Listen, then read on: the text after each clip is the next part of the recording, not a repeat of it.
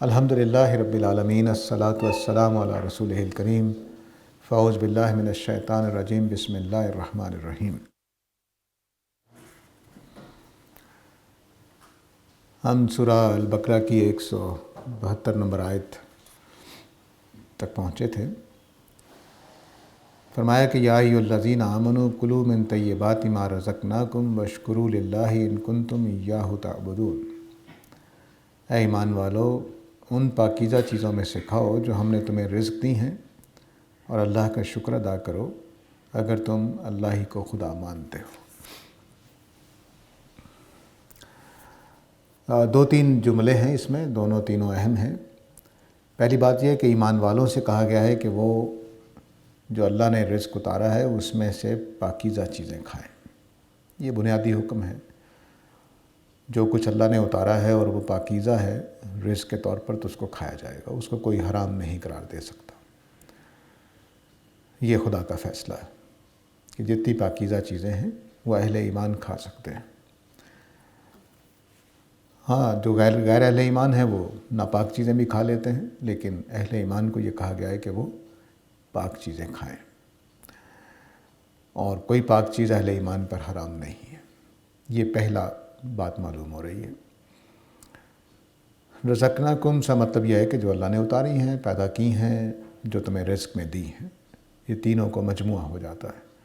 اللہ نے پیدا کی ہیں، جو اللہ نے آسمان سے نازل کی ہیں، پانی نازل کرتے ہیں، یہ سب وہ چیزیں رزق ہوتا ہے۔ اور اسی طرح جو چیزیں ہمیں روزی میں مل جاتی ہیں ان سب کو رزق کہتے ہیں۔ تو جو چیزیں اللہ نے پیدا کر دی ہیں، جو نازل کرتے ہیں بارش سے، اور اس طرح کی چیزیں جو بھی ہیں وہ، اور جو ہمیں رزق دیا گیا ہے، میری کمائی، آپ کی کمائی، اس میں سے پاکیزہ چیزیں کھانی ہیں۔ کسی کی جرات نہیں، کسی کا حق نہیں، کسی کو یہ فیصلہ کرنے کی مقام حاصل نہیں کہ وہ ان پاکیزہ چیزوں میں سے کسی کو حرام کر سکے۔ یہ بنیادی پیغام ہے اس جملے کا۔ اس کے بعد فرمایا واشکروا للہ، اور اللہ ہی کا شکر ادا کرو۔ یہ جو شکر ہے، میں پہلے بھی عرض کر چکا ہوں کہ یہ الحمد کا متبادل نہیں ہے۔ ہمارے ہاں الحمدللہ اور واشکروا للہ دونوں کو برابر سمجھ لیا جاتا ہے۔ واشکروا للہ کا مطلب ہوگا کہ اللہ کا حق ادا کرو، اللہ کی قدر پہچانو، اللہ تعالیٰ کا جو دیا ہے اس کے مطابق اپنی زندگی خدا کے ساتھ ویسا ہی رویہ رکھو، نمک حرامی نہ کرو۔ اللہ تمہیں پالنے والا ہے، رزق دیتا ہے، تو اس کے ساتھ اپنا یہ اچھا تعلق رکھو۔ تو خدا کے ساتھ وفادار رہو، یہ مطلب ہے اس کا۔ اور دوسرا مطلب یہ کہ جو اللہ کا حق ہے وہ ادا کرو۔ اب اس میں جو مضمون چل رہا ہے اس کے اعتبار سے اللہ کا حق یہ ہے کہ ہم حلال و حرام میں کوئی فیصلہ نہ کریں، بلکہ اللہ کے فیصلے پر چلیں۔ یہ بھی اس کا ایک لازمی حصہ ہے۔ یہ بات پسندیدہ نہیں ہوگی کہ میں اور آپ اٹھ کر اللہ کی حرام کردہ چیزوں کو حلال کر دیں یا اس کی حلال کردہ چیزوں کو حرام کر دیں۔ یہ شکر کے خلاف ہوگا۔ تو اللہ کی قدر پہچانو، اللہ کا جو حق ہے وہ ادا کرو، اور اللہ کے ساتھ نمک حرامی کرنے کی کوشش نہ کرنا۔ یہ واشکروا کے معنی ہے۔ ان کنتم ایاہ تعبدون، اگر تم اللہ ہی کو خدا مانتے ہو۔ میں تعبدون کا ترجمہ خدا ماننے کے کر رہا ہوں، یہی اس کے اصل معنی ہے عربی زبان میں۔ عبادت کرنا عربی زبان میں مطلب ہے خدا ماننا، ٹھیک ہے جی۔ تو اگر تم اللہ ہی کو خدا مانتے ہو تو پھر تم اللہ کی شکر گزاری اختیار کرو، یعنی اللہ کے حقوق پورے کرو، اللہ کی قدر پہچانو، اور اللہ تعالیٰ کے ساتھ جو اس میں رزق دے رہا ہے تو اس کی وجہ سے نمک حرامی نہ کرو، جو اللہ کا حق بنتا ہے وہ ادا کرو۔ یہ کھانے پینے کی باتوں کی تمہید۔ دوسری جگہ اللہ تعالیٰ نے بیان کر دیا اس قانون کو کہ میں نے طیبات حلال کی ہیں اور خبیثات حرام کی ہیں۔ طیبات الٹ ہے خبیثات کا، یہ عربی زبان کا خبیث اور اردو کا خبیث تھوڑا فرق ہے۔ خبیث کا مطلب ہوتا ہے جس کے اندر گندگی ہو، ناپاکی ہو، جس کے اندر جو گھٹیا ہو، اعلیٰ قسم کا نہ ہو، یہ سارے مضامین جس میں عیب ہوں، خرابیاں ہوں، بیماری ہو، یہ ساری چیزیں خبیث ہو جاتی ہیں۔ تو اس کا مطلب یہ نہیں ہوتا کہ صرف پاک مطلب نہیں ہوتا، بلکہ اس کے اندر ہر پہلو سے فٹ ہے، بہترین ہے، تازہ ہے، یہ ساری چیزیں اس میں آ جاتی ہیں۔ تو ظاہر ہے کہ جب طیب اور خبیث کھانے پینے کا معاملہ ہے تو اس کا مطلب ہے کہ صاف ستھری اور پاکیزہ چیزیں ہم کھائیں گے۔ اب جو چیزیں طیب نہیں ہیں وہ ایک چیز ہے، اور دوسری چیز یہ کہ ہم کیسے پہچانیں گے کہ طیب کیا ہے۔ سورہ آل عمران کی غالباً 145 نمبر آیت ہے، اس میں یہ کہا گیا ہے کہ ان سے کہہ دو کہ مجھے وحی کر کے، نبی کریم صلی اللہ علیہ وسلم کو حکم ہوا ہے، ان سے کہہ دو کہ مجھے وحی کر کے یہ بتایا گیا ہے کہ جو کھانے والے کھا رہے ہیں ان میں سے صرف 4 چیزیں حرام ہیں۔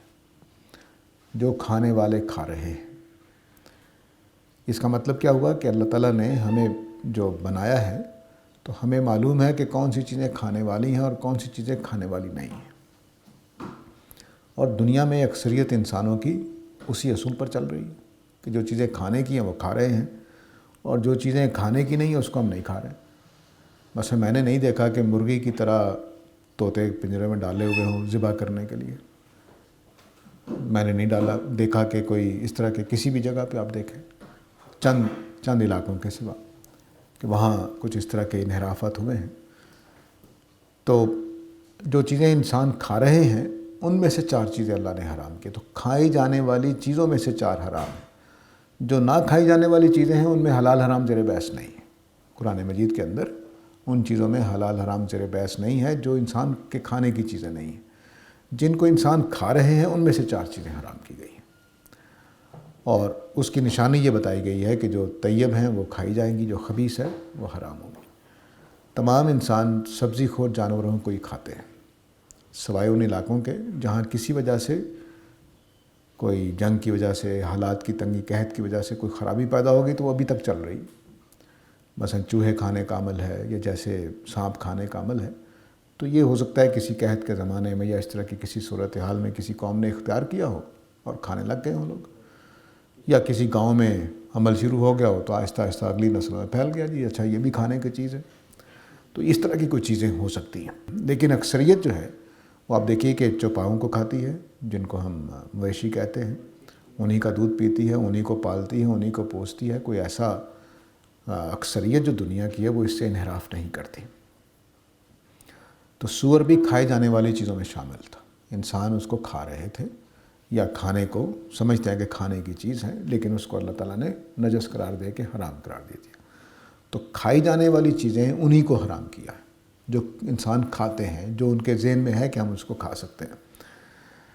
تو گویا یوں سمجھ لیجئے کہ ہماری فطرت اتنی طاقتور ہے اس مسئلے میں کہ ہم صحیح فیصلہ کر سکتے ہیں، لیکن کچھ کھائی جانے والی چیزوں میں اللہ تعالیٰ نے ان کو ناپاک قرار دے کر روک دیا کہ تم ان کو نہیں کھاؤ گے۔ تو سورہ آل عمران کی 145 نمبر آیت میں یہ پوری طرح بات واضح کر دی گئی ہے۔ یہاں چونکہ اس کا حوالہ ہے صرف، اور سورہ آل عمران نہیں، سورہ انعام مکی سورہ ہے، تو اس میں چونکہ بات واضح کر دی گئی تو یہاں صرف اس کا حوالہ سا ایک آ گیا ہے۔ اب جو کھائی جانے والی چیزیں ہیں اس میں بکری ہے، گائے ہے، اونٹ ہے اور پرندے ہیں کچھ، یہ ہم کھاتے ہیں۔ ان میں سے فرمایا کہ انما حرم علیکم المیتۃ، اللہ تعالیٰ نے ان کھائی جانے والی چیزوں میں جو مردہ ہوتے ہیں ان کو کھانے سے منع کیا ہے۔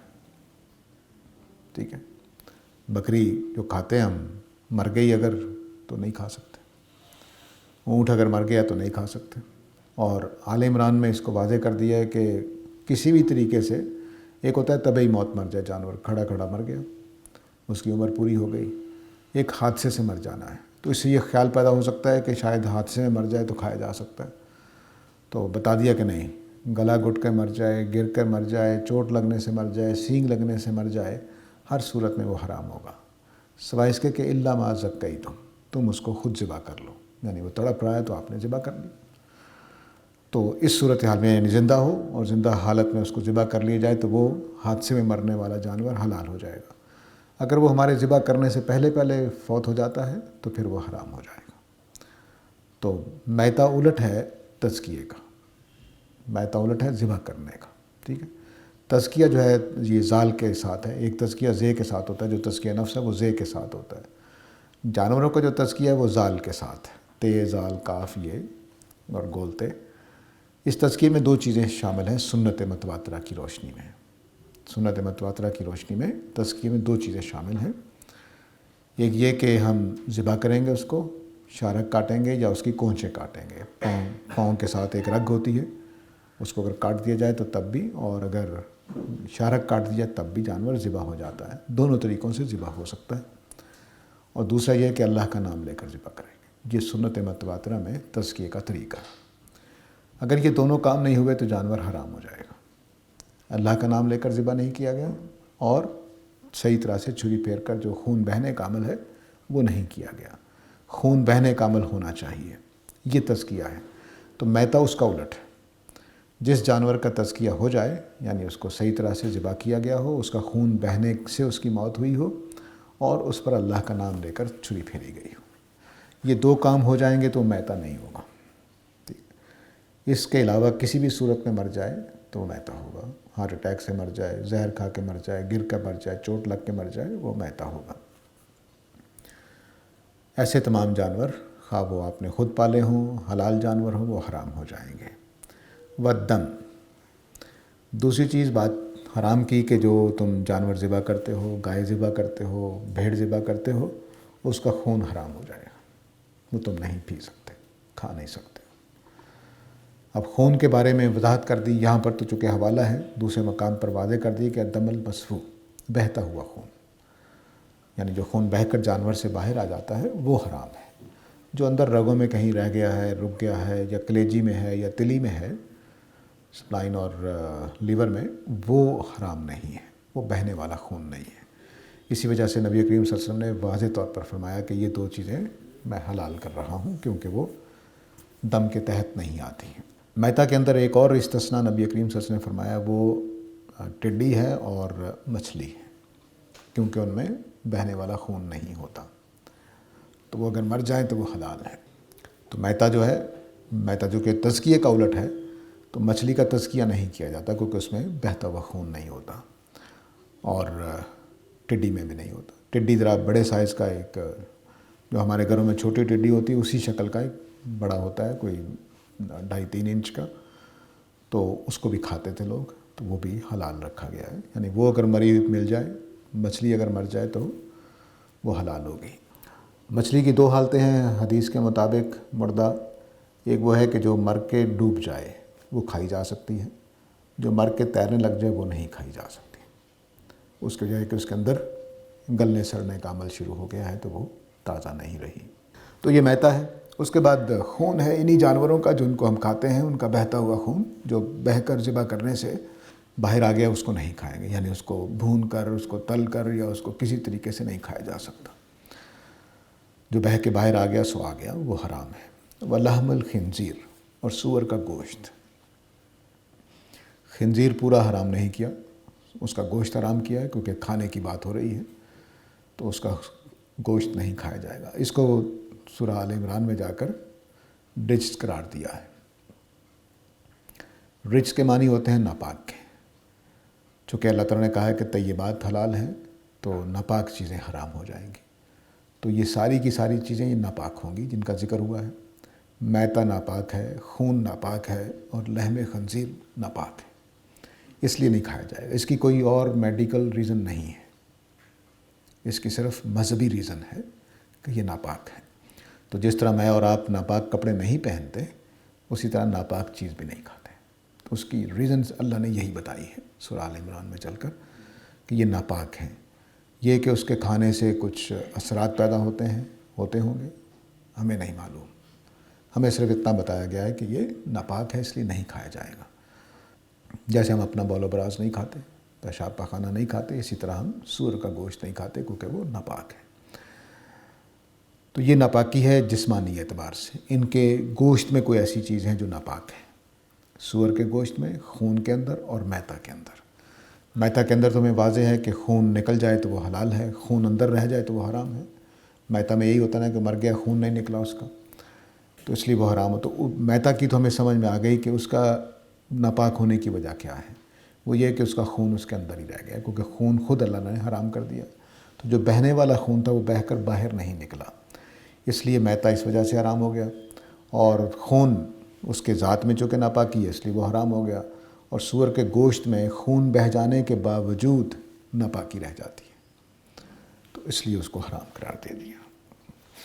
اب ناپاکی کے ہمارے اوپر کیا اثرات ہوتے ہیں، وہ معاملہ دینی اور ایمانی ہے، اس کو بعض پہلوؤں سے ہم سمجھ سکتے ہیں، بعض پہلوؤں سے ہم نہیں سمجھ سکتے۔ مثلا ہم چوری کا جب کھانا کھائیں گے چوری کر کے تو وہ کھانا تو پاک ہے، لیکن چوری کرنے کی وجہ سے اس میں ایک ناپاکی آ گئی ہے کہ وہ حرام ہو گیا ہے، اس کی وجہ سے ہمارا ایمان غارت ہوتا ہے، آہستہ آہستہ ہمارے اندر سے رشوت کھانے کی عادت پڑ گئی ہوگی، حرام کھانے کی عادت پڑ گئی ہوگی، تو ایمان کمزور ہونا شروع ہو جاتا ہے۔ اس کے اثرات ہم جان سکتے ہیں، جو اس طرح کے فسق والی ناپاکی ہے، نافرمانی کی وجہ سے ناپاکی پیدا ہوتی ہے، اس کو ہم پہچان لیتے ہیں کہ اس کی وجہ سے ہمارا ایمان کمزور ہونے لگ گیا۔ تو لیکن جو گوشت کے اندر ناپاکی ہے، مثلا خون پینے سے میرے اندر کیا آئے گا یہ مجھے نہیں معلوم، لیکن چند آراء ہیں، میں وہ ان کا ذکر کر دیتا ہوں تاکہ وہ آپ کے سامنے آ جائے۔ کچھ لوگوں کا خیال ہے کہ خون کے پینے سے انسان کے اندر درندگی پیدا ہوتی ہے، اس کی جو انسانیت ہے، ہیومینٹی جو ہے وہ کم ہونے لگ جاتی ہے، اور وہ حیوانیت اس کے اندر غالب ہونے شروع ہو جاتی ہے۔ خون پینے سے ایک اور بات کے بعض بیماریاں ایسی ہو جاتی ہیں جو ناقابل علاج ہیں، یہ بھی ایک ریزن بتایا گیا ہے، لیکن یہ اللہ کے بتائے ہوئے اسباب نہیں، اللہ نے ایک ہی سبب بتایا کہ یہ ناپاک ہے۔ اب سور کے کھانے سے کچھ لوگوں نے کہا ہے کہ بے غیرتی پیدا ہو جاتی ہے، جنسی جذبہ زیادہ تک قوی ہو جاتا ہے اور آدمی حرام کاری میں پڑ سکتا ہے۔ کچھ لوگوں کا خیال ہے کہ سور کے کھانے سے اپنے بیوی بچوں کے بارے میں ایک بے غیرتی سی آ جاتی ہے۔ کچھ لوگوں کا خیال ہے کہ اس کے کھانے سے سکن کے اوپر دھبے سے پڑ جاتے ہیں، لیکن بہرحال یہ بھی اللہ کی بتائی ہوئی ریزن نہیں ہے، علماء کی آراء ہیں جو میں نے بیان کر دی ہیں، میں ان کو اون نہیں کر سکتا کیونکہ اللہ نے نہیں بتایا۔ ہوتے ہوں گے اس طرح کے اثرات، مجھے نہیں معلوم کہ اللہ تعالیٰ نے اس وجہ سے حرام کیا ہے، اللہ نے صرف اس وجہ سے حرام کیا ہے کہ یہ نجس ہے، ناپاک ہے۔ تو میرا کام اللہ کی بات کو واضح کرنا ہے، باقی علماء کی باتیں میں نے صرف بتا دی ہیں تاکہ آپ لوگوں کے سامنے آ جائیں، لیکن نہ قرآن کی ذمہ داری ہے وہ باتیں، نہ میری ذمہ داری ہے۔ تو ان تین چیزوں کے اندر، یعنی مردار کے اندر، میتا کے اندر، خون کے اندر اور سور کے گوشت کے اندر خدا کے بیان کے مطابق ناپاکی ہے، اس لیے یہ حرام ہے۔ اس کے بعد فرمایا کہ وما اہل بہ لغیر اللہ، وہ جو چیزیں بھی حرام ہیں جو اللہ کے نام کی بجائے کسی اور کے نام پر پیش کی جائیں، غیر اللہ کے نام پر پیش کی جائیں، یہ بھی حرام ہے۔ تو مثال کے طور پر یہی بکری جو میں نے خود اب ذبح کر کے کھانی تھی، غیر اللہ کے نام پر ذبح کر دی۔ قرآن مجید نے یہ بھی بتایا ما ذبح علی النصب، وہ جانور بھی حرام ہو جائے گا کسی آستانے پر جا کر ذبح کر دیا جائے، اللہ کے نام کا بانٹا گیا ہے لیکن ذبح کر دیا آستانے پر جا کر، وہ بھی حرام ہو جائے گا۔ تو دو وجہیں اللہ تعالیٰ نے بتا دیں کہ جس پر اللہ کا نام نہیں لیا گیا یا غیر اللہ کے نام پر ذبح کیا گیا ہے، اور تیسرا یہ کہ کسی آستانے پر جا کر ذبح کیا گیا ہے، اللہ ہی کے نام پر ذبح کیا گیا، نام بھی اللہ کا لیا گیا ذبح کرتے ہوئے، لیکن کسی آستانے پر جا کر ذبح کر دیا، کسی مزار پر جا کر ذبح کر دیا، کسی مقبرے پر جا کر ذبح کر دیا، تو وہ بھی حرام ہو جائے گا۔ اب اس کے اندر جو فسق پیدا ہوا ہے وہ عقیدے کا فسق، ناپاکی پیدا ہوئی ہے۔ تو اب دیکھیے تین طرح کی ناپاکیاں ہیں۔ ایک ناپاکی ہے اس جسم کے اندر، جیسے ہمارا پیشاب ناپاک ہوتا ہے اسی طرح سور کا گوشت ناپاک ہے۔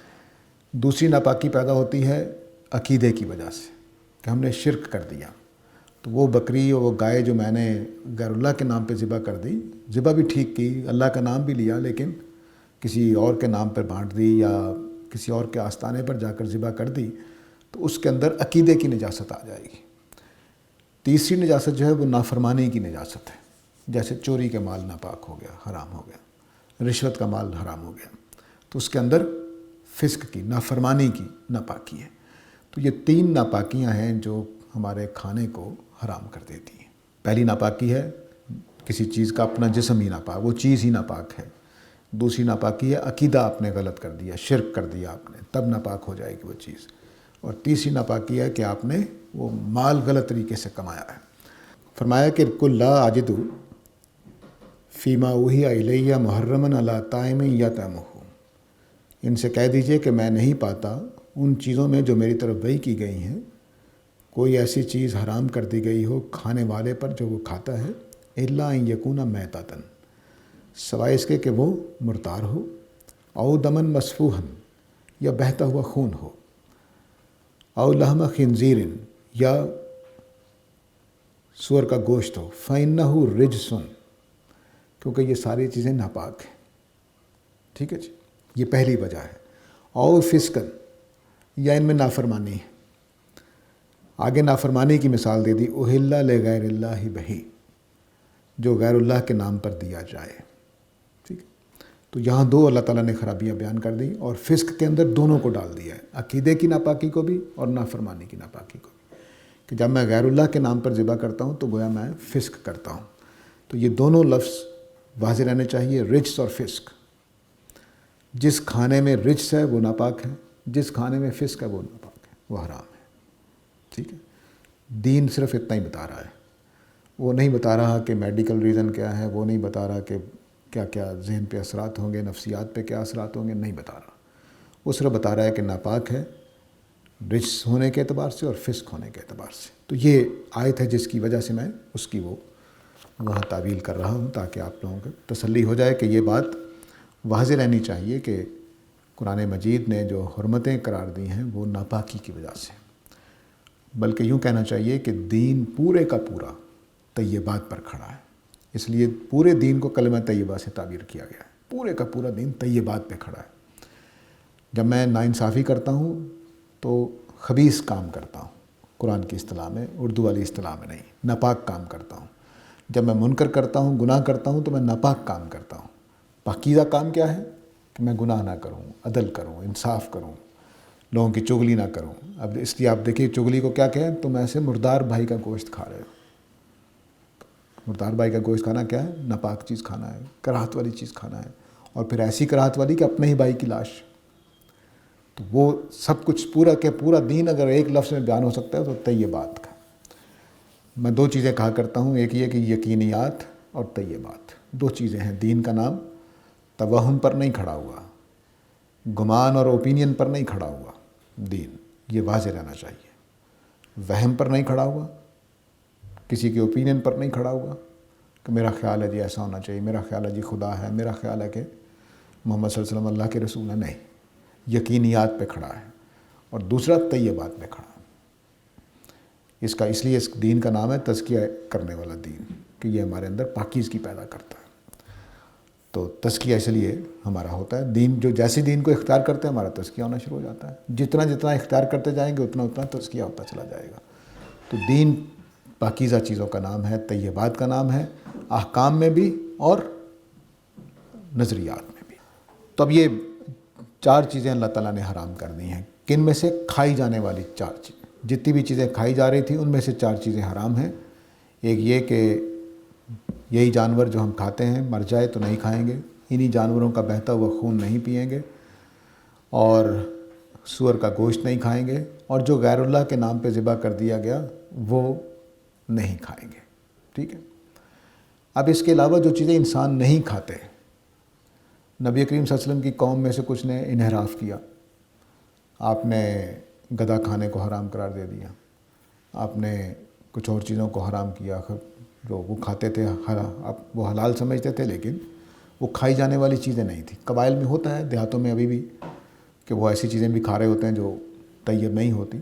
تو نبی کریم صلی اللہ علیہ وسلم نے جتنی چیزیں ان چار کے علاوہ منع کی ہیں وہ چیزیں ہیں جو کھائی جانے والی نہیں تھیں۔ کھائی جانے والوں میں چار حرام ہیں۔ اس لیے جو ہمارے فقہا کو یہ سوال پیدا ہوا، اور وہ یہ کہ قرآن مجید نے تو انما بولا ہے کہ میں نے تو صرف یہ چیزیں حرام کی ہیں، تو ان چار کے علاوہ اور حرام کیسے ہو سکتی ہیں؟ تو قرآن مجید نے سورہ انعام میں واضح کیا کہ کھانے والے جن کو کھا رہے ہیں ان میں سے چار چیزیں، جو نہ کھائی جانے والی ہیں اس کو میں آپ بھی کہہ سکتے ہیں یہ حرام ہے، بھی یعنی کھانے کی چیز نہیں ہے، اس کو میں آپ بھی کہہ، اللہ کے نبی تو نبی ہیں، ان کو تو حق ہے ہی، ہم بھی کہہ سکتے ہیں بھی یہ کھانے کی چیز نہیں ہے۔ کوئی چوہا کھا رہا ہو تو ہم کہیں گے یار یہ کوئی کھانے کی چیز ہے، کوئی اپنا پیشاب پی رہا ہو تو ہم کہیں گے یار یہ کھانے کی چیز ہے، یہ نہیں کھانا چاہیے، پینا نہیں چاہیے، تو اس طرح کی چیز ہے۔ تو آپ نے ان چیزوں کو فرما دیا جو عربوں کے بعض قبائل کھا رہے تھے، جبکہ وہ کھانے والی چیزیں نہیں تھیں۔ تو جو ہمارا گدھا ہے اس کو کھانا حرام کر دیا آپ نے۔ اور ہمارے وحشی اور ہمارے اہلی کا جو فرق ہے وہ واضح رہنا چاہیے کہ ہمارے وحشی یعنی جنگلی گدھا جو ہے وہ جنگلی گدھا نہیں ہوتا، وہ نیل گائے کو کہتے ہیں۔ تو وہ اس کا منہ گدھے کی طرح ہوتا ہے، لیکن باقی سارا وہ گائے کی طرح ہوتا ہے۔ تو وہ حلال ہے، نیل گائے ہم بھی کھا سکتے ہیں، ہمارے بعض علاقوں میں پائی جاتی ہے اور وہ گائے ہی ہوتی ہے۔ ہم نے اس کا نام گائے کے ساتھ رکھا ہے، انہوں نے چہرے کے لحاظ سے اس کو ہمارے وحشی کہہ دیتے ہیں، جنگلی گدھا۔ آگے فرمایا جی کہ یہ 4 چیزیں حرام ہوگی، فمن اضطر غیر باغ ولا عاد فلا اثم علیہ۔ تو جو مجبور ہو گیا اور اس نے ان کو کھا لیا، اس شرط کے ساتھ کہ نہ وہ باغ ہوا و نہ وہ عاد ہوا، میں اس کی وضاحت کرتا ہوں، تو اس کے اوپر کوئی وبال نہیں ہے۔ باغن اس آدمی کو کہتے ہیں جو سرکشی پہ آ جائے، گناہ کرنے پہ آ جائے۔ اس کے 2 معنی ممکن ہیں کہ اس حالت میں نہ کھائے کہ وہ اس کی تمنا کر رہی ہے، یعنی موقع مل گیا ہے، چلو سور کھانے کا گوشت ٹیسٹ کرنا تھا، چلو کر لیتے ہیں، یہ صورتحال نہ ہو۔ ایک معنی یہ ہے اس کے۔ دوسرے معنی یہ ہے کہ نہیں، خدا سے سرکش ہو گیا، مجبوری میں آ کر اس نے کہا نہیں، جب دین کی ایسی کی تیسی کھا لیتے ہیں، دیکھا جائے گا جب اللہ تعالیٰ سے سامنا ہوگا۔ باغ کے یہ مطلب بھی ہو سکتا ہے۔ دوسرے جو ہے عادن، عادن کا مطلب ہوتا ہے کہ حدود سے تجاوز کرنا، کہ جس سے زندگی بچ سکتی اتنا ہی کھانا ہے، کہ مجبوری ہو گئی اور اس کے بعد دیگیں پک رہی ہیں، ٹھیک ہے۔ تو پہلے میں 2 معنی تھے کہ اپنی رغبت سے نہ کھا رہا ہو، اور دوسرے اس کے معنی یہ تھے کہ سرکشی میں نہ کھا رہا ہو، اور عادن کے معنی یہ ہیں کہ بس جتنا ضرورت ہے اتنا کھا لیا، یہ نہ ہو کہ اب حدود سے تجاوز ہی کر دیں۔ تو ایسی صورت میں فرمایا فلا اثم علیہ، اس کے اوپر کوئی گناہ نہیں ہوگا۔ گناہ یہاں عقوبت کے معنی میں ہے، یعنی اس گناہ کی سزا نہیں ملے گی۔ ہے تو یہ غلط کام کہ حرام کھا لیا اس نے، لیکن اس کی سزا اسے نہیں ملے گی، یہ اللہ کی طرف سے معافی ہو جائے گی۔ ظاہر ہے کہ مجبوری ہے، مجبوری کا مطلب یہ ہوتا ہے کہ جان پہ آ پڑی ہے، صورتحال ایسی ہو گئی، کچھ مل ہی نہیں رہا، نہیں کھائیں گے تو مر جائیں گے، شدید بیمار ہو جائیں گے یا کسی اور تکلیف میں چلے جائیں گے، تو اس صورتحال میں اجازت دی گئی ہے۔ یہ دین کے اندر ایک اصولی چیز ہے۔ قرآن مجید نے یہ کہا ہے کہ میں نے دین کے اندر حرج نہیں رکھا، تنگی نہیں رکھی۔ اسی اصول پر اللہ تعالیٰ نے انسانوں کی جو کمزوریاں ہیں ان کو سامنے رکھتے ہوئے اللہ تعالیٰ نرمی کرتے رہتے ہیں۔ عبادات میں بھی دیکھیے اور حلال و حرام میں بھی دیکھیے۔ حلال و حرام میں مجبوری کا قاعدہ رکھا ہے، اور عبادات میں مشقت کا قاعدہ رکھا ہے کہ اگر آپ کو مجبوری لاحق ہو تو آپ حرام چیز کھا سکتے ہیں، یعنی موت سامنے نظر آ رہی ہے یا کوئی ایسی صورت ہو رہی ہے کہ جیا ہی نہیں جا پا رہا، موت تو نہیں ہے، ہو سکتا ہے ایک دن اور جی لیں، لیکن صورتحال ایسی ہے، تکلیف اتنی بڑھ گئی ہے بھوک کی وجہ سے کہ برداشت نہیں ہو رہی، تو آپ حدود کے اندر رہتے ہوئے کھا سکتے ہیں۔ اور دوسری چیز یہ عبادات میں یہ ہے مشقت، کہ اس عبادت میں نرمی کر دیتے ہیں اللہ تعالیٰ جب مشقت کا باعث بن جائے، تکلیف کا باعث بن جائے، اس میں مجبوری کا قاعدہ نہیں ہے کہ مجبوری میں نماز چھوڑنی ہے، نہیں، یہ نہیں ہے، وہاں مشقت پر ہی نرمی کر دی ہے کہ آپ سفر پہ جا رہے ہیں روزہ چھوڑ سکتے ہیں، رمضان کے بعد گنتی پوری کر لیجئے، جب آپ کو سفر سے باہر آ جائے، آپ کو پانی نہیں مل رہا تیمم کر لیجئے، یہ نہیں فرض کیا کہ 4 کلومیٹر تک 5 کلومیٹر تک پانی ڈھونڈتے پھریں آپ، تو وہ اللہ تعالیٰ نے نرمی، وہاں زحمت کو، تکلیف کو مسئلہ بنایا ہے اور اس میں مجبوری کو مسئلہ بنایا ہے۔ یہاں اللہ تعالیٰ نرمی کم کر رہے ہیں، یہ نہیں کہ ایک دن کا فاقہ ہے تو حرام کھا لیا، نہیں، یہاں پر مجبوری پر لے کے جا رہے ہیں اور وہاں پہ مشقت کو سامنے رکھا ہے۔ تو اس سے آپ دین کا مزاج سمجھ سکتے ہیں کہ ناپاک چیزوں سے کس حد تک دور رہنا اللہ تعالیٰ پسند کر رہے ہیں۔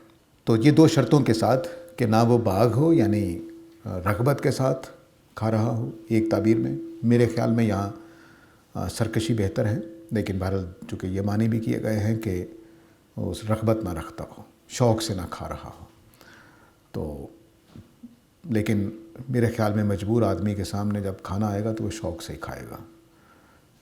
اگر فاقے سے ہے کافی دنوں سے تو وہ والا شوق مراد نہیں ہے، بلکہ وہ والا شوق مراد ہے کہ بھئی سور کھانے کا موقع مل گیا تو چلو شکر ہے ٹیسٹ کر کے دیکھتے ہیں، یہ مراد ہوگا اگر مراد دیا جائے. تو میری ترجیح یہ ہے کہ یہاں پہ سرکشی اور حدود سے تجاوز دو پہلو ہیں جن کو واضح رہنا چاہیے. کہ سرکشی سے ایسا اقدام نہ ہو کہ خدا کے خلاف کھڑا ہو کر وہ کھانے کی کوشش کر رہا ہے، اور نہ حدود سے تجاوز کر رہا ہے، جتنا ضرورت ہے اتنا کھا لے تو اس پر گناہ نہیں ہوگا، یعنی سزا نہیں ملے گی اس کو. کیوں؟ ان اللہ غفور الرحیم، کیونکہ اس طرح کی صورتحال میں کیا، ویسے بھی اللہ تعالیٰ غفور الرحیم ہے. غفور الرحیم کے بارے میں دو صفات اللہ تعالیٰ کی آتی ہیں، ان کے بارے میں پہلے بھی واضح کر چکا ہوں، دوبارہ دہرا رہا ہوں بات کو. ایک تو یہ بات یاد رکھیے کہ قرآن مجید خدا کے متعارف کرانے کا طریقہ قرآن مجید نے یہ اختیار کیا ہے کہ احکام کے بعد اللہ تعالیٰ کی ایک یا دو صفتوں کا ذکر ہو جاتا ہے. اس سے یہ فائدہ ہوتا ہے کہ اس صفت کا اس مضمون کے پہلو سے رخ واضح ہو جاتا ہے. مثلا مجبوری میں اللہ تعالیٰ مغفرت کر دیتے ہیں، یہ اصول واضح ہوتا ہے. ٹھیک ہے، تو اس لیے جتنی بھی صفات آتی ہیں وہ سیاق و سباق میں آتی ہیں. وہ ایسے اللہ تعالیٰ جیسے ہم نے قرآن کے آخر پہ 2 صفحے لگائے ہوتے ہیں اللہ کی صفات اور نبی صلی اللہ علیہ وسلم کے اسماء حسنہ، وہ بھی کر سکتے تھے اللہ تعالیٰ. ایک پوری سورہ نازل کر دیتے، جیسے سورہ حشر کی آخری آیت ہے اس طرح سے نازل کر دیتے تو تب بھی بات بیان ہو جانی تھی، لیکن اس سے ہمیں سمجھ نہ آتا. لیکن اللہ تعالیٰ نے کیا کیا ہے کہ ہر موقع پر جہاں ضروری ہوا کچھ صفات کا حوالہ دے دیتے ہیں. تو یہاں غفور الرحیم کے حوالے سے مجبوری کا قاعدہ، تو مجبوری کے قاعدے میں اللہ نے جو نرمی کی ہے وہ خدا کے غفور الرحیم ہونے کی وجہ سے کی ہے. غفور ہونے کی وجہ سے گناہ نہیں ڈالا اس کے اوپر، ورنہ اس نے حرام ناجائز کام کیا ہے، حرام چیز کھا لی ہے، سزا ملنی چاہیے تھی. تو غفور ہونے کی وجہ سے سزا نہیں دی، اور رحیم ہونے کی وجہ سے مجبوری کے قاعدے میں نرمی کی ہے، مجبوری کی صورتحال میں نرمی کر دی ہے. تو یہ دونوں صفات اپنے اس مضمون کی وجہ سے ان کا ایک پہلو سامنے آتا ہے کہ خدا کی صفت مغفرت اور صفت رحمت دونوں سے ایک اصول پھوٹ رہا ہے. رحمت کا تقاضا ہے کہ مجبور آدمی کو سزا نہ دی جائے، اس لیے اللہ تعالیٰ اس کی مغفرت کر دیں گے. ٹھیک ہے، اب دونوں کو اکٹھا کرنے سے ایک مضمون پیدا ہوتا ہے. وہ مضمون یہ ہے کہ مغفرت اسی کی ہوگی جس پر رحمت حق قائم کر دے گی. جو رحمت کا مستحق نہیں ہوگا اس کی مغفرت نہیں ہوگی، اور رحمت اس پر ہوگی جو مغفرت کے زیر اثر آ جائے گا کہ واقعی اللہ تعالیٰ کی مغفرت کا قابل ہے. تو یہ 2 صفات مل کر، میں پہلے بھی عرض کر چکا ہوں کہ جتنی بھی 2 صفات اللہ تعالیٰ نے اکٹھی کی ہیں وہ مل کر ایک صفت بنتی ہے، کیونکہ عربی زبان کے ان الفاظ میں وہ جان نہیں ہے جو خدا کی صفات میں ہے. یہ انسانی زبان کے الفاظ ہیں، ان کے اندر وہ کیفیت ہی نہیں ہے کہ پوری بات کو بیان کر سکیں. تو مغفرت کا تصور ہمارے ہاں کتنا ہوگا، بس جو انسان سمجھ سکتا ہے. خدا کی مغفرت کیا ہے وہ یہ لفظ پورا نہیں کرتے. تو اب مثال کے طور پر اللہ تعالیٰ نے ایک جگہ پہ بولا کہ وہ عزیز ہیں. عزیز مصریوں کے وزیر بھی ہوتے تھے، تو عزیز تو چھوٹا سا لفظ ہے. حضرت موسیٰ نے کہا ہے کہ میرے لیے، اچھا وہاں وزیر کا لفظ ہے، تو عزیز جو ہے وہ زبردست کو کہتے ہیں جس کے پاس کنٹرول ہو. لیکن عزیز کے اندر حکیم ہونا ضروری نہیں ہے. عربی کے لفظ کے مطابق عزیز کے اندر حکیم ہونا ضروری نہیں ہے. اس لیے اللہ تعالیٰ پھر کیا کرتے ہیں، عزیز الحکیم، تاکہ عربی زبان کا جو تنگ دامنی ہے وہ اللہ کی صفات کا نقص نہ پیدا کر دے. وہ پھر اللہ تعالیٰ 2 صفات اکٹھی کر دیتے ہیں کہ میں عزیز ہوں اور حکیم بھی ہوں. میری زبردستی فرعون جیسی زبردستی نہیں ہے، میں وہ زبردست ہوں جو صاحب حکمت ہے. میں اپنے حکمتوں کے تحت زبردستی کرتا ہوں. ایسا نہیں کہ جوش آیا تو پوری کی پوری قوم اڑا کے رکھ دی، نہیں، میں ایسا نہیں. میں عزیز ہوں لیکن حکیم عزیز ہوں.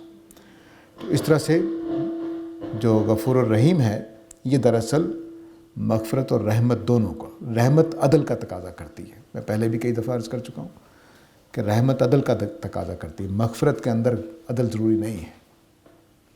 تو جو عدل کے مطابق رحمت کا مستحق ہوگا اسی کے اوپر مغفرت ہوگی. تو یہ ہے جس کی مغفرت سے ناانصافی قائم ہوتی ہو اس کو معاف نہیں کیا جائے گا۔ مثال کے طور پر آپ ایک ڈاکو کو معاف کر دیں، ان کو بھی کچھ نہیں کریں جو بیچارے جن کے لوگ مارے گئے، جن کے گھر لٹ گئے، اور اس کو بھی آپ معاف کرتے ہیں، تو یہ رحمت نہیں ہوئی۔ تو رحمت تب ہوگی کہ ڈاکو کو سزا ملے اور ان کی داد رسی ہو جن کے اوپر ظلم ہوا۔ تو یہ غفور الرحیم کے یہ معنی ہے جو اس سیاق و سباق سے پھوٹ رہے ہیں۔ تو اس لیے یہ بات واضح رہنی چاہیے کہ خدا کا تعارف یہاں اور طریقے سے کروایا گیا ہے قرآن مجید میں۔ اور مجھ سے ایک ملحد نے یہ سوال کیا تھا، ملحد وہ تھے اس لیے نہیں کہ میں ان کو نعوذ باللہ کوئی طعنہ دے رہا ہوں۔ اس نے یہ کہا کہ اللہ تعالیٰ اپنی بڑی تعریفیں کرتے رہتے ہیں، اللہ تعالیٰ کو تعریفوں کا بڑا شوق ہے۔ اس کی وجہ یہ ہے کہ ہم نے ترجمہ کر دیا الحمدللہ سب تعریفیں اللہ کے لیے ہیں۔ تو یہ ابن کثیر کی تفسیر ہے۔ اصل میں الحمدللہ کے معنی شکر کے ہیں، شکر ہے اللہ تعالیٰ کا۔ اللہ تعالیٰ تعریفیں نہیں کرتے، تعارف کراتے ہیں اپنا، یہ واضح رہنا چاہیے۔ دونوں باتوں میں فرق ہوتا ہے۔ مثال کے طور پر میرے والد صاحب تھے، تو آپ میرے گھر جانا چاہیں والد صاحب کی زندگی میں، اب تو اللہ کو پیارے ہو گئے، اللہ ان کو مغفرت فرمائے، تو میں آپ کو بتاؤں گا کہ میرے والد صاحب اس طرح کے ہیں، ذرا دھیان سے بیٹھنا، غصے والے ہیں یا پیار والے ہیں یا کچھ اس طرح بتانا پڑے گا، ورنہ یہ جا کے شرارت کریں آپ اور وہ ادھر سے ڈانٹ پڑ جائے مجھے بھی اور آپ کو بھی، ٹھیک ہے۔ تو یہ تعارف ہوتا ہے۔ تو ہم اللہ کی دنیا میں رہ رہے ہیں، اللہ تعالیٰ بتاتے ہیں کہ میں کیا ہوں، کیسا ہوں، میری دنیا میں رہنا ہے تو کس خدا کے ساتھ تمہارا واسطہ ہے۔ تو یہ تعارف ہے، وہ یہ تعریفیں نہیں ہیں۔ تعریفیں ہوتی تو پھر اللہ تعالیٰ کہتے ہیں کہ میں بڑا خوبصورت ہوں، بڑا عالی شان ہوں، وہ یہ تو نہیں کہتے، وہ تو کہتے ہیں میں غفور الرحیم ہوں۔ یہ تعریف کیسے ہے؟ یہ وصف ہے، یہ کسی شخص کی خوبیوں کو نہیں بتانا بلکہ اس کے اوصاف کو بتانا ہے کہ اللہ تعالیٰ مغفرت کرتے ہیں، قاعدے کے مطابق کرتے ہیں، رحمت کے قاعدے کے مطابق کرتے ہیں۔ تو یہ غفور الرحیم کی دونوں صفات مل کر یہ مضمون ادا کرتی ہیں۔ تو اب بات چلی تھی، اس بات سے مضمون کو پیچھے سے جوڑنے لگا ہوں۔ بات چلی تھی کہ نبی کریم صلی اللہ علیہ وسلم کو اس لیے بھیجا گیا ہے کہ وہ دین ابراہیمی میں جو خرابیاں پیدا کر دی گئی ہیں ان کی اصلاح کر دیں۔ اس ضمن میں خانہ کعبہ کو مرکز قرار دیا گیا اور اس کو قبلہ بنا دیا گیا۔ اسی ضمن میں پھر آ کے اب شریعت کی کچھ باتیں مزید زیر بحث آ گئیں۔ اس میں سب سے پہلی چیز کھانے پینے کو لیا ہے۔ کھانے پینے کا تعلق شرک سے ہے۔ جتنی بھی چیزیں حرام کی جاتی ہیں وہ یا شرک کی وجہ سے کی جاتی ہیں کہ بتوں کو یہ پسند نہیں ہے، ہمارے دیوتاؤں کو یہ پسند نہیں ہے، یا اس وجہ سے حرام کی جاتی ہیں کہ فقیہ صاحب نے فتویٰ دے دیا ہے۔ دونوں کام شرک کے ہیں۔ جب آپ کہتے ہیں کہ میرے دیوتا کو یہ پسند نہیں ہے، نہیں کھاؤں گا، تو آپ نے شرک کر دیا۔ اور جب میں فتویٰ دوں کہ یہ چیز حرام ہے جب کہ اللہ نے حلال کر رکھی ہے، تو میں خدا کی جگہ پر بیٹھ گیا ہوں۔ یہ خدا کا حق ہے کہ کسی چیز کو حرام قرار دے یا حلال قرار دے۔ تو اس صورت میں یہ شرک ہو جاتا ہے کہ میں ارباب من دون اللہ بن جاتا ہوں جب میں فتویٰ دیتا ہوں۔ اللہ تعالیٰ مجھے اس عمل سے بچا کے رکھے۔ تو دونوں صورتوں میں شرک ہو جاتا ہے۔ اس لیے سب سے پہلے قبلے کی تبدیلی کے بعد اس موضوع کو اٹھایا ہے۔ اور میں نے عرض کیا تھا کہ آغاز یہاں سے کیا ہے الہکم الہ واحد، تو اللہ کے سوا کوئی الہ نہیں ہے۔ مطلب یہ کہ کسی کو حق حاصل نہیں ہے کہ وہ دین دے، کسی کو حق حاصل نہیں ہے کہ اس کے علاوہ اس کی بندگی کی جائے۔ تو یہ آیت 163 تھی جس میں یہ بات تمہید کے طور پر باندھی گئی تھی۔ تو الہکم الہ واحد کی روشنی میں اس پورے عمل کو سمجھیے تو اللہ تعالیٰ یہ بتا رہے ہیں کہ حرام کرنے کا حق صرف مجھے ہے، اور میں صرف 4 چیزیں حرام کر رہا ہوں ان چیزوں میں سے جو انسان کھاتے ہیں، جو کھانے کی چیزیں اس میں سے 4 چیزیں حرام ہیں۔ اور حرام ہونے کی وجہ اللہ تعالیٰ نے جو بتائی ہے وہ رجس ہونا ہے اور فسق ہونا ہے۔ کسی چیز میں نافرمانی داخل ہو جائے عقیدے کی یا حکم کی خلاف ورزی کی، وہ حرام ہو جائے گی۔ جیسے میں نے بتایا کہ غیر اللہ کے نام پہ ذبح کر دیں، کسی کے مزار پر آستانے پر جا کر ذبح کر دیں، جانور کے گوشت حرام ہو جائے گا، حالانکہ آپ نے صحیح طریقے سے ذبح کیا ہے، اللہ کا نام لے کر ذبح کیا ہے، لیکن حرام ہو جائے گا۔ اور دوسری چیز یہ کہ آپ نے چوری سے کمایا ہے، آپ نے رشوت سے کمایا ہے، وہ مال حرام ہو جائے گا، ناپاک ہو جائے گا۔ اور تیسری چیز یہ ہے کہ وہ خود اپنی ذات میں ناپاک ہو، جیسے میتا ہے، خون ہے یا سور کا گوشت ہے۔ تو یہ اللہ تعالیٰ نے اس کی وجہ بتا دی ہے۔ اب اس وجہ کے بعد کسی اور کو حق حاصل نہیں ہے کہ وہ یہ فیصلہ کرے کہ یہ چیز حرام ہے۔ اور یہ یاد رکھیے کہ نجس ہونے کا ہمیں پتہ نہیں چل سکتا، یہ واضح ہے کہ چیز ناپاک کیسی ہوتی ہے وہ ہمیں نہیں پتہ چل سکتا، وہ اللہ تعالیٰ بتانے سے پتہ چلتا ہے۔ مثلاً پیشاب میں کیا ناپاکی ہے مجھے نہیں پتہ، بس ہمیں دین میں بتایا گیا کہ پیشاب کرنے سے وضو ٹوٹ جاتا ہے تو ہم نے اس کو ناپاک سمجھا ہے، پاخانہ کرنے سے وضو ٹوٹ جاتا ہے تو ہم نے اسے ناپاک سمجھا ہے۔ اس کی ناپاکی کیا ہے مجھے آپ کو نہیں معلوم۔ اس کو ایک اور مثال سے سمجھیے، وضو کرتے ہوئے دوسرا پاؤں دھو رہا تھا میں، پورا وضو مکمل ہے، پورا جسم گیلا ہے، وضو ٹوٹنے کا کوئی عمل ہو جاتا ہے، کیا ناپاکی پیدا ہوئی ہے مجھے نہیں پتہ۔ ناپاکی کا معاملہ سر تسر خدا کو معلوم ہے، اس لیے اس بحث میں ہم جا ہی نہیں سکتے۔ ہاں سائنس اتنی ڈیولپ کر جائے کہ ہم یہ جاننے لگ جائیں کہ یہ چیزیں ناپاک ہوتی ہیں تو پھر ہو سکتا ہے، لیکن ابھی سائنس اس طرح سے نہیں سوچتی، نہ سوچ سکتی ہے۔ تو اس لیے سور کے گوشت میں کیا ناپاکی ہے مجھے آپ کو نہیں معلوم، صرف اتنا پتہ ہے کہ ناپاکی، کچھ تصور ہم سمجھ جاتے ہیں کہ ہمیں ناپاکی کا تصور سمجھا دیا گیا کہ ناپاکی کیا ہوتی ہے، لیکن ناپاکی حقیقت کیا ہے میں آپ نہیں جان سکتے۔ چنانچہ ہوا خارج ہونے سے، پیشاب نکل جانے سے، پاخانہ نکل جانے سے وضو ٹوٹ جاتا ہے، کچھ اور کام کرنے سے غسل واجب ہو جاتا ہے، بس ہمیں اتنا پتہ ہے۔ اس کے اندر کوئی ناپاکی ہے، کس نیچر کی ہے مجھے آپ کو نہیں معلوم، تو اس لیے اس کی بحث بھی نہیں کی جائے گی۔ اس کو سمجھانے کے لیے پھر لوگوں نے وہ تعویلیں کی ہیں کہ سور کے کھانے سے یہ ہوتا ہے وہ ہوتا ہے، اس کو سمجھانے کے لیے کہ یہ ناپاکی کس قسم کی ہے۔ ناپاکی صرف ذہنی چیز ہے، یہ مٹیریل چیز نہیں ہے،